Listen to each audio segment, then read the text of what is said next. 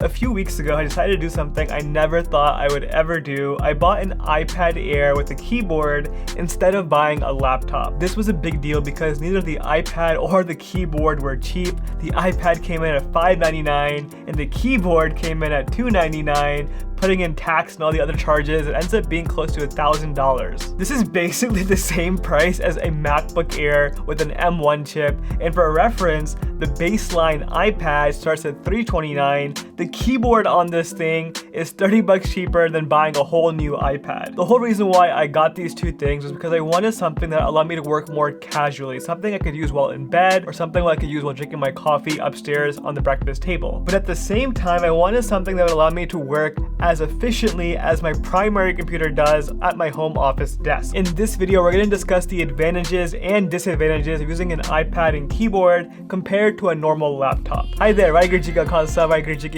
name is Maneetpaul Singh. On this channel, we explore ways to use tech to get things done, and surprisingly, the iPad Air with Magic Keyboard has been a game-changing way for me to get more things done. Now, I'll be talking about this in way more detail in terms of how the iPad compares to using a laptop, but before going into that, let's spend a bit of time talking about the design of this Magic Keyboard. There's a lot to unpack here. The material they use for the design of this is very soft and is definitely a crumb magnet. I use this thing while eating breakfast or drinking coffee usually, and I always have crumbs on it because of that. Putting that aside though, is also very easy to clean. I disinfect this thing all the time with the wipe, and that really helps cleaning it up regularly as well. In terms of the design of the ports, I really like how the Magic Keyboard has a USB-C port built into the side, so technically speaking, you have two ports available to you on the iPad as well as the keyboard case. When it comes to putting the iPad on the keyboard, it's really easy. It's all done by magnets, and when you attach the iPad to the keyboard case, it works really well. It's very strong. I can pick this thing up. I don't have to worry about the magnet falling loose or anything like that. But one very strong disadvantage is there's not much room to angle the iPad. You really have to have a desk when using this thing that's very close to your eye level, not too low. If you're sitting on the sofa, for example, and you put this down on a table in front of you, those tend to be much lower. You're gonna have a hard time looking at that. And lastly, in terms of design, one thing I really don't like about this is you can't really open it with one hand. You really have to have two hands available to open this case up from the keyboard. Now let's shift gears a little bit. I want to talk a bit about the trackpad on this thing. I've never really thought about using an iPad with a trackpad before. Last year, Apple came out with this thing where there's actually a cursor on the iPad screen like a mouse would be on a laptop screen. This is something that's specially made for iPad OS. It's really cool, and I was really looking forward to trying this out. It definitely took some getting used to using an iPad with a trackpad and having a mouse basically on the screen, but the way it works is really fluid. It actually snaps onto different icons on your home screen, so the cursor actually just turns into different things relative to what you're doing on the screen. It definitely makes using the iPad more of a laptop experience, having a trackpad and cursor on the screen. It also helps by making it much more precise. If you're typing a message or typing a document, having the trackpad really helps you hone in to make editing corrections by moving the mouse exactly where you want it to be. But what makes it really cool is you can switch between using your finger and using the trackpad back and forth whenever you want during the experience, so you have both options available to you, which makes it actually better than using a laptop. The one complaint I do have about this trackpad, and there's not really much you can do about it, is the trackpad is really small. If you're used to using a Mac trackpad, those things are made intentionally oversized so your whole hand can fit on the trackpad. With the iPad trackpad on the Magic Keyboard, it's not that big, so you don't really have much room to put your whole hand on the trackpad. Even with the limited space though, they did make it a much wider trackpad, so I could put 4 fingers down side by side and do things like swiping up and down, but you can't really do much from a vertical standpoint. You only have so much room for swiping. Now for me personally, the trackpad was not the only thing that was new for me. I've never used a keyboard before with using an iPad, and that was a whole new experience for me as well.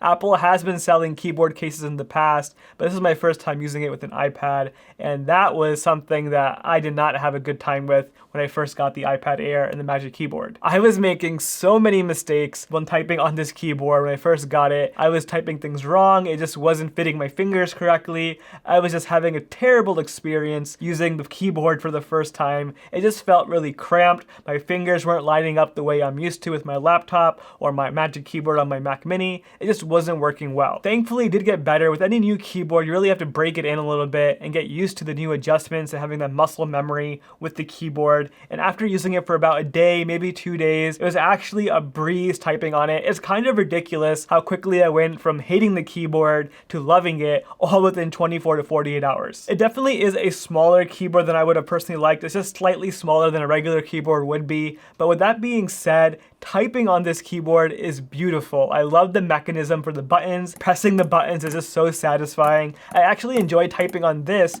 more than I enjoy typing on my laptop or my Mac Mini keyboard. And the cool thing about the Magic Keyboard specifically is they have a backlight built in, so when you're in bed at night, the whole keyboard lights up, very similar to a laptop. Now, there are two things about this keyboard that I don't like at all. The first is there's no function row at the very top of the keyboard. I hate having to adjust the volume by having to press the button on the actual iPad itself. I really wish there were volume buttons and brightness buttons and all those normal function buttons on the keyboard itself. That is really annoying. I really can't emphasize that enough. That is my biggest annoyance with this keyboard. And secondly, what I really hate about this keyboard is my wrist will start hurting a lot when typing on this for a long period of time. Now, that's not the fault of the keyboard. It's more of the fault on myself. I'm using the keyboard and iPad on my lap or on tables where it's not really meant to be a work table. That definitely plays a big factor. Having the right height in which you type really impacts the way your wrist will be used to type on the keyboard. But again, I really do have to emphasize this. It really does hurt my wrist if I'm typing on the wrong angle for a long period of time. And even for a few minutes, I really have to be conscious of how I'm holding the iPad and the keyboard before I start typing.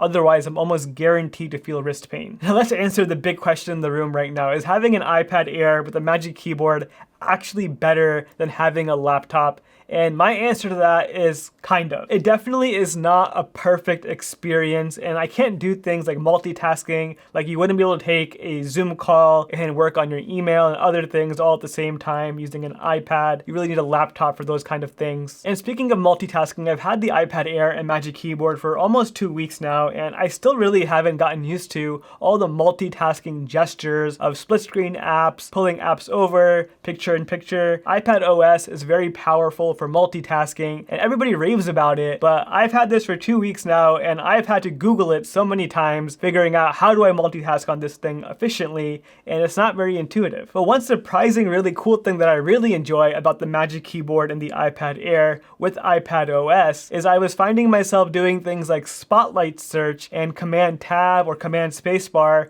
and those features actually work on the iPad.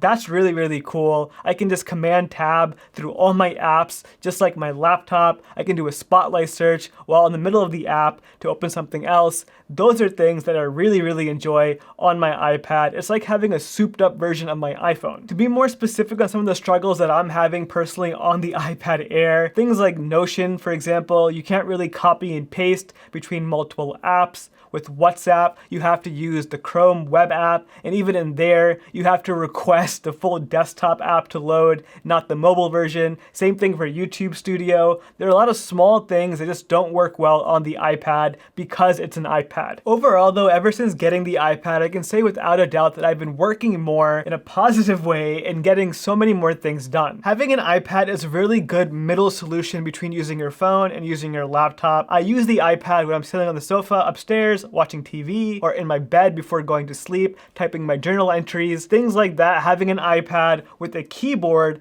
really encourages me to be more proactive with my work. I can find small bits of time during the day when I'm sitting in areas where I don't normally want to work on my phone, but don't want to have my laptop with me. Having an iPad fills in that gap and allows you to get more things done because of it. Another added benefit of the iPad Air is you can use it as an iPad Air. You can just take it off the Magic Keyboard, and now you have a whole separate iPad experience that's not attached to the keyboard. Having that flexibility is really cool. You can't get that with a laptop. Now, do I think the iPad Air and the Magic Keyboard is a must-have device for all my everyday purposes? No, not at all. It's nice to have, but it's not a must-have. Do I think it's something I regret buying? No, I don't regret it at all. I actually really enjoy it. I don't think it's really worth the price tag, but it's definitely a different experience for what you're paying. And I wanted something different. I really wanted to try the iPad ecosystem, and I really like to invest in my productivity. I can't put a price on that. And I've definitely been getting much more done because it's an iPad. I really do enjoy that. Thank you so much for watching. If you enjoyed this video, I want to recommend my home office tour where I go through my whole home office setup where I primarily work all day long with my Mac Mini and my ultra wide monitor. Check that video out, link on the screen right now. Thanks so much for watching. I'll see you next time.